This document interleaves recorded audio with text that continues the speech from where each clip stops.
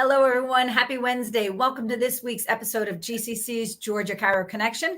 I'm your host, Dr. Kathy, and today's guest coming to us from Acworth, Georgia is Dr. Scott Byrd. Hey, Doc, how are you? Hello. Good to see you.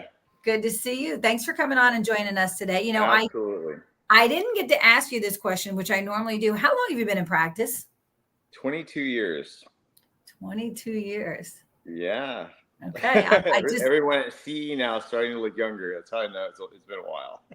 Listen, I just hit 25 and I'm trying to wrap my brain around the fact that the students that are in chiropractic school right now were not born when I graduated. That is weird. I've never even thought of that. Yes. Yeah. So when I talk about graduating in 99, like last century in the 1900s, they look at me like, we weren't born yet. So that's a little mind-boggling for me. Yeah. It was 2001, so maybe 24 years. Yeah, 23 years. Yeah. We're getting older. We're getting more experience, right? We're getting more experience. We're getting wiser and better. That's how I like to look at it, right? That's the key for longevity, yes. So listen, in order to maintain that longevity, there's a lot that goes into it because it's easy to get burned out. It's easy to get tired. It's easy to get bored. It's easy to get to the point where you're like, it's just a routine that you go through. But how do you stay fired up to stay in practice for so long? Well, it's also easy to be excited about it and have energy about it and stay focused about it. But that's not something that comes with like, okay, I got to do this. And, I was talking to Drew, which kind of got me into this. We were talking a little bit before. And he's like, what did you discover last year? And I was just like, wow, all right. Well, my knee-jerk reaction is, I identified, as I do every year, my sweet spots. And so you have to ask yourself, what are your sweet spots in practice? What are your sweet spots in life? And, for me, it's like, yes, we have office time. We have time outside of the office. We have prep time. We have all this stuff going on. But it's like, you have to really ask yourself as a doctor, whether you've been there for, in it for a year or so, 20 years like us plus, what is it that you practice for? Sure, everybody wants to save the world and do great stuff and, have practices and all that. But it's like, what are you in it for? And you could get very philosophical with that. But on a very superficial level, it's like, why do you like to go to the office? What do you do on a day-to-day basis that's like, wow, I love this, I was thinking prior to this, because Drew asked me this, the cat asked me this last month, and I haven't really thought about it too much, but it's like last night I was thinking, it's funny, I know this is a little bit of a tangent, you might kick me off the stage here, but when I was like 12 years old, for some reason, I didn't even know about chiropractors at that point in time, but I loved popping people's back. Kind of weird, just stand behind them, have them on the table. And for some reason, that was just fun to me. And I always remember after I would do it, seeing the look on people's face, and they looked like, wow, they had like this awe moment, And that was before any training or anything. And then like from 12 to 17, I never even thought about it twice.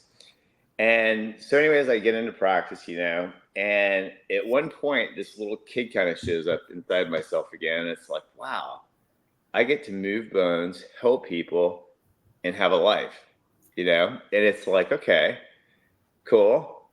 And anytime in practice, I kind of get like sidetracked with life stress and things like that. I always kind of go back to, okay, where's my sweet spot? And the sweet spots will change over time, Kathy, as I'm sure you know. Some years will be into especially the growing years when you're starting to practice out, okay, my sweet spot is getting the story of chiropractic out, getting people to see that, wow, I got to get involved with this, For me, last year, because Drew asked this, what was my thing? And it's like, it's never changed, For me, I love the entertainment aspect. I have an open adjusting room. So there's an aspect of it where I'm kind of entertaining, but I'm also educating. And I love those education moments where people have like those aha moments, that, oh, wow, doc. Yeah, that makes sense. And I love it, to me, as a chiropractor, because you can go in, find the things you need, technique, all that stuff, but adjust, let it happen, and watch the response. And I love when I adjust people and they get off the table and they just look at me just with this wow factor to them, you know? So that was one of my sweet spots, you know, regardless of what's going on in life. When I get to the office, everything else is gone and I get to adjust. And the other sweet spot I have is when a new patient comes in and I go through my first day one type stuff. And then at the end of them, I show them where their body is stronger and better and how they function better. And at that point in time, when they get it, I look at them and I say, welcome to chiropractic. Okay. This is kind of like my service to the profession, because at that point, I'm not saying welcome to Dr. Byrd's office or welcome to Chiropractic for Health. I'm saying welcome to chiropractic. And that's something that is very important in terms of, okay, where's your sweet spot, the things that you love and stuff like that. I love promoting, even above myself in my office, the idea of chiropractic, because at the end of the day, chiropractic is bigger than all of us. And it is something that absolutely needs to be treasured, appreciated, promoted. And it's one of these things, like when I go into the office knowing, okay, where are my sweet spots? I know where they are. And when they're coming up, that gives me energy. So how have I done it for 20 years and more excited about it the day I left off when I graduated? Because I know what my sweet spots are. And I would encourage every doctor in the world, you know, and a lot of consultants will talk about that too, as far as that goes, find your sweet spots. But as a doctor coming out or someone in practice, you know, I mean, we all have ups and down years and stuff like that. But it's a matter of, why are you in it? Where does your selfish enjoyment come out of it? And it's not the money. It's not any of this other stuff. It's like, on a day-to-day basis, what do you like to do? I really love adjusting, turning people on, watching the reaction, getting a high five, like, all right, get out of here. Right. And keeping it very light and not too mystical. You know, sometimes it can be, but it's a great thing. So I've always been able to maintain over 20 years, and with new knowledge always coming in and stuff like that, I've always been able to maintain that even kind of flow with myself, to where I get excited about going to practice. I get excited about going to the office. And I would encourage everybody, no matter how long you've been in it, just to kind of re-identify with, okay, where am I happy? What discussions do I like to have? Which discussions do I not like to have? Delegate those. Right. The ones that I like, bring those in. Make sure the staff knows I'm supposed to be in this room at this point in time. Doors closed, doors open, education, whatever it is. Okay. And I think that if you do that and you practice not only for the greater good, the serving humanity and all that, but also as a selfish aspect, that you like to do that stuff, and it turns out you're helping yourself, but you're also helping others. It gives you great energy to go through. And I think it's just a wonderful place for us to be in as doctors. I love it. It's kind of knowing what your passion is, right? Knowing your why, Absolutely. knowing what your passion is, who you want to serve, how you want to serve, so that you're never working, right? We never go to work, right? We get to go serve. Absolutely. Yeah. I think a lot of other professions, I won't say that there's no other profession that has that passion for what they do like we do, because that's definitely not true. But I think a lot of other professions don't put that out in the forefront and try to ingrain that into, you know, like we as chiropractors, we go to seminars to make sure we stay connected to the why, to make sure that we stay grounded in our philosophy and stand firm on our principles, and to understand the concept of service to others. Like that's really in the forefront of our brand of chiropractic. I'm not going to say that every school teaches that, or that every state embodies that, or every chiropractor does that. But I think that our brand of chiropractic is really founded on the premise of service to others, right? Lasting purpose. Absolutely. And in that, you don't feel like you're working. You feel like you're giving, loving, and serving, right? But that loving is a big part of it. Yeah. Loving what we do. Absolutely.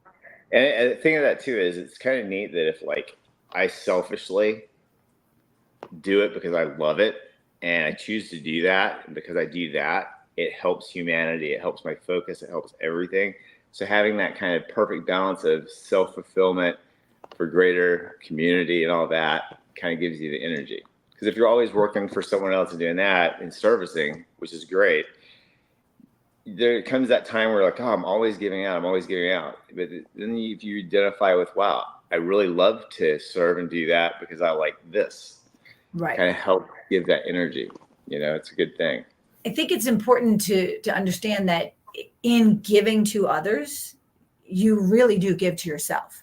Oh, right. absolutely. You really do. And now I love the saying that you can't outgive the giver, but you can outgive yourself. And you got to be careful not to overextend yourself, not to pour from an empty well. You've got to replenish yourself.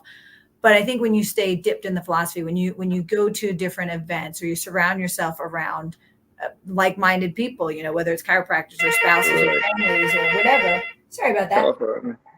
When you surround yourself around that, then you stay fully engaged and you stay excited and you remember what your why is. Why did you become a chiropractor in the first place? Yeah. Absolutely. And that's always, and I think people like recognizing why you became a chiropractor in the first place. If you go back to that basic principle, or that basic idea of what got me started with this whole quest in the first place, and it kind of revigorates that. Yeah. And then you, on your day-to-day habits,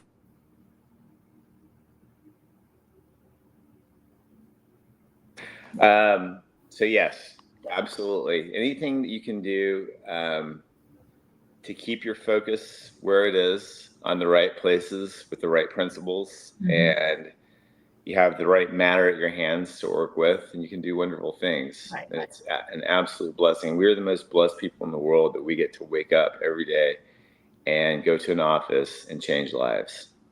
Really or sometimes we don't even get to wake up. Sometimes we get woken up by our children in the middle of the night. Mommy, can you adjust me? Right? Because I get that all the time. I've got a 15-year-old son and a just about to be 14-year-old daughter. And I'm telling you, if they've had a tough day at sports, or they've been working hard in school, or they just can't sleep, it's hey, mommy, can you adjust me before you go to sleep? Absolutely.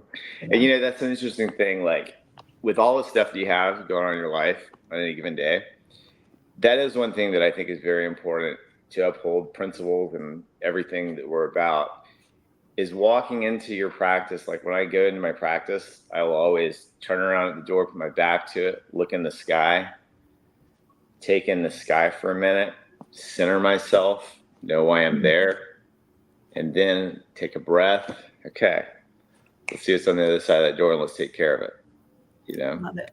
So you gotta have that prep time, prime time, the switch times. It's all good. Yeah. Love it. Absolutely love it. Listen, before we go, why don't you tell us one of your patient stories so that we can just kind of inspire and motivate and excite people that are watching. So last week I had this girl come in. She was like 5 months pregnant. The baby was breached, and she's like, well, do you have Webster technique certification? I'm like, no. And she's like, well, do you know about this? And I was like, no. I was like, look, just get on the table, right? Just get on the table. So adjusted her, and then I floated the baby once with her on all fours. And then she got up, and she's like, wow, I really felt something happen right there. It's like, all right, that's cool. Well, let me know how it goes. The next week, the week after that, she comes in, she's like, yeah, my baby turned. It's like, perfect. Right. I didn't do it. Chiropractic did it. The body did it. You did it, actually. I always just remove the interference. Yeah. And that's the thing. I never take a compliment because I want the compliment to go to them. They did that. Right. I just opened it up. And it empowers them to put it back on them. And, hey, you know what? I just released you.